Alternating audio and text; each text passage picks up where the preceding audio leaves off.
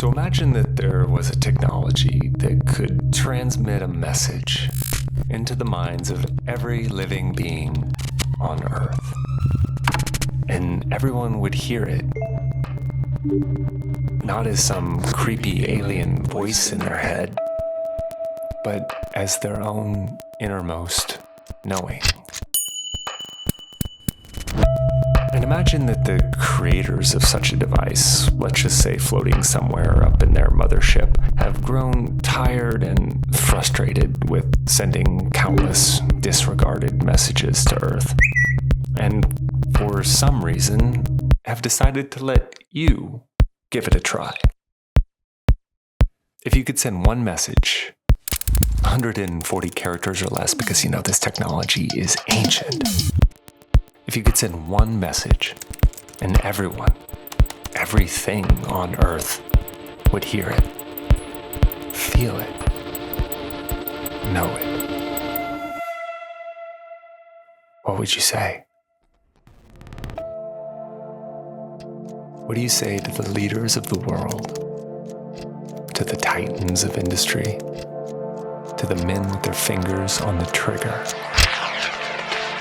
What do you say to the orphans, to the family without a home, to the woman afraid to leave? What do you say to the girl who bullied you in school? What do you say to that person you once trusted? What do you say to those on the other side of the aisle, of the world, who don't share your language or your values or your religion or your hope for the future? What do you say to the illegal miners clearing the rainforest? Or to the legally sanctioned companies polluting the streams? Or to all of us buying more? What do you say to all the animals, to every tiny insect?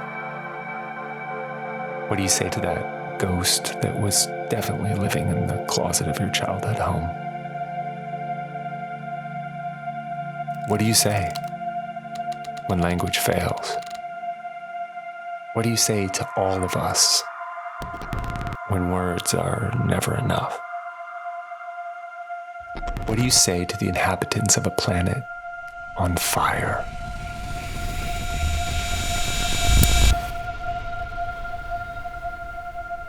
Don't look at me. I don't know. But I think I know someone who does.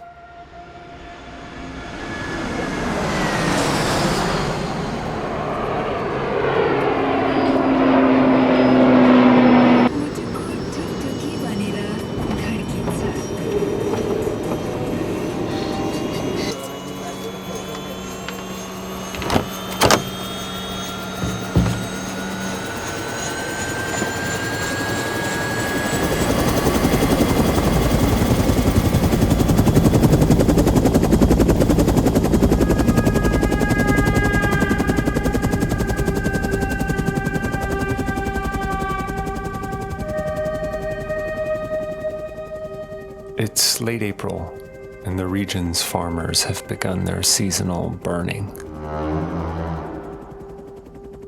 The smoke is so thick, you wouldn't even know the tallest mountains on Earth are right there in front of you.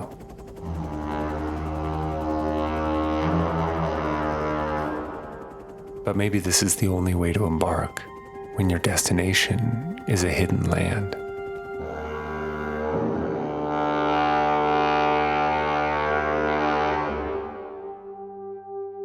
We're flying to the Sum Valley, deep in the Himalayan borderlands between Nepal and Tibet. They call this valley a Bayul, a hidden land, a place where the boundaries between the physical and the spiritual begin to blur and bend, just enough to allow a glimpse of landscapes that feel both strikingly foreign and unmistakably familiar. In the middle of this valley, surrounded on all sides by steep mountain ranges, sits an isolated Tibetan Buddhist nunnery, Rachen Gompa. We've come to this place to witness something very special. A stupa taking form, rising out of the ground.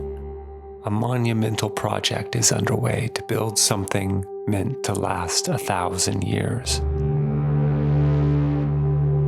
To serve as a beacon with one global message.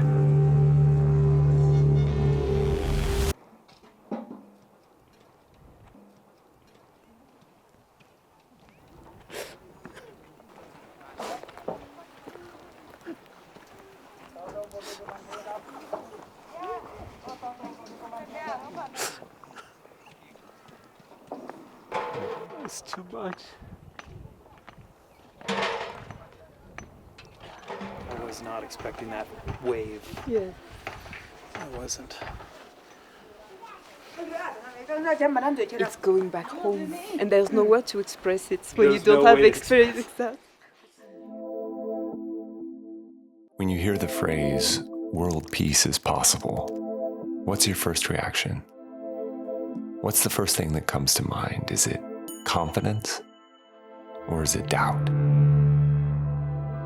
Is it a smile or an eye roll?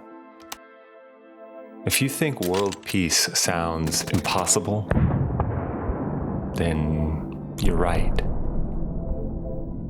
But seen another way, it's also... And if that makes absolutely no sense, yeah, I know. I mean, I'll be honest, whenever I used to hear spiritual teachers talking about world peace, it always sounded a little naive, out of touch with reality, like a child's wildly impossible goal. But up here, it's different. Up here in the stillness and the quiet simplicity, peace is suddenly all around me.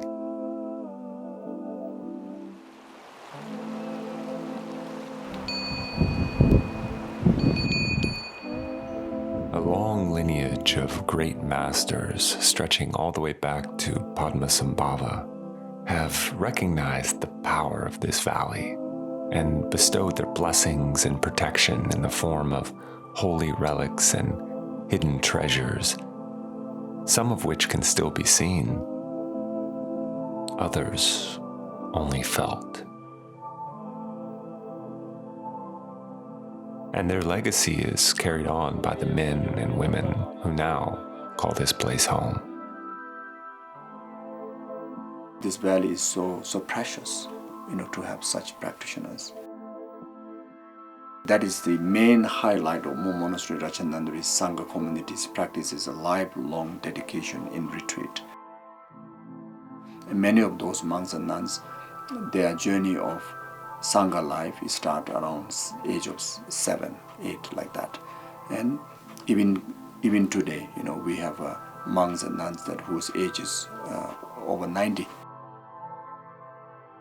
I really feel from the depth of my heart, these nuns and these monks are actually, great bodhisattvas, like Arya bodhisattvas. Some are enlightened ones, but they are disguised in a very ordinary kind of, nun and monk. But I know I cannot stay here. I know that I must soon come down from these mountains, back down to where I started. There again in the smoke. There again standing at the precipice.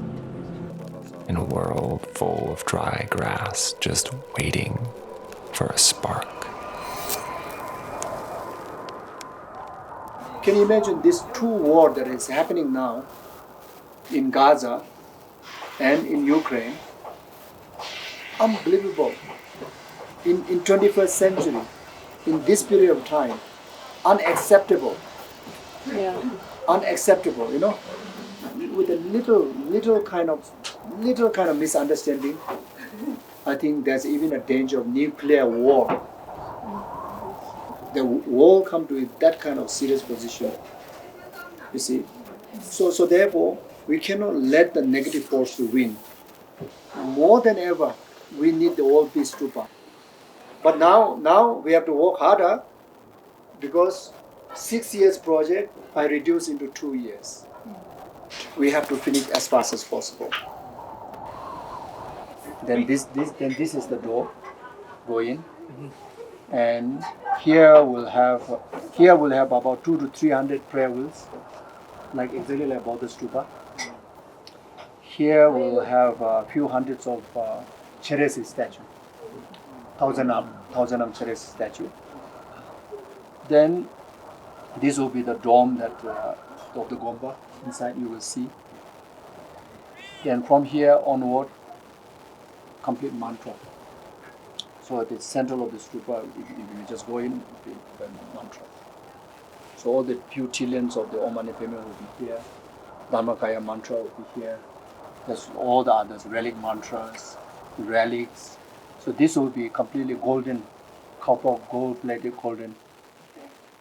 A stupa is not just a temple. Right now I'm being given pictures by Geshe Tenzin Zopa of stacks and stacks and stacks, warehouse full of mantras, which are the vibrational blessing of goodwill, of peace, and of compassion, which are going to be invested in the stupa's foundation, and eventually he's actually going to use nanotechnology to create microfilms of mantras that involve trillions of mantras. So the people who are in the stupa are going to stay under the dome. The whole dome on top of completely filled with the mantras. And just on Cheresi mantra there will be, I think, minimum 200 trillion of mantras will be on top of our head. So essentially the stupa is a reliquary that's filled with immense amount of vibrational positivity and vibrational force. So that's the object. Then there's the intention, which is you go and make your devotion, and you go and align your energy. You go and find the uplink like a power cord. Channel your energy into that blessing, that symbol of goodwill, which isn't just for this lifetime. It's meant to last 1,000 years. I mean, how many times does an individual like me get an opportunity to participate in something that exalted and virtuous that should last generations that I can't even conceive of? So then, what's the message? What is the message that this stupa quietly whispers to the world?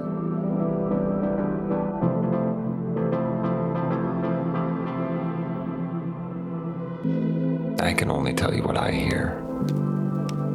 And it's something beyond what can be expressed with these clunky tools of language.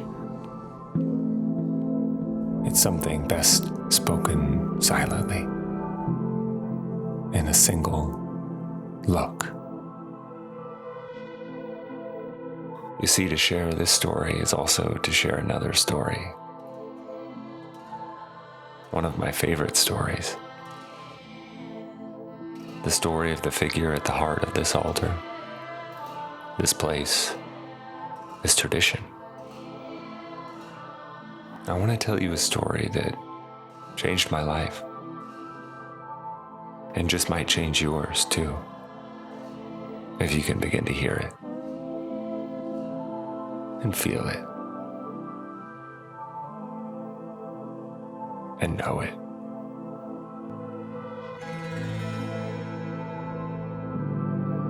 This is the story of the great Lord of Compassion,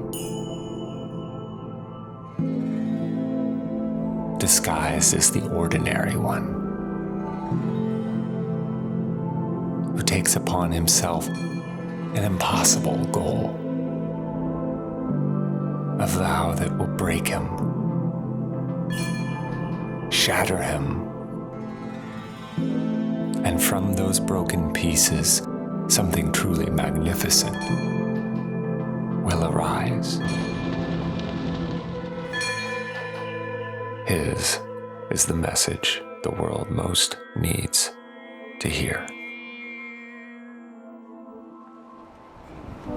World peace is possible, you know? World peace is possible!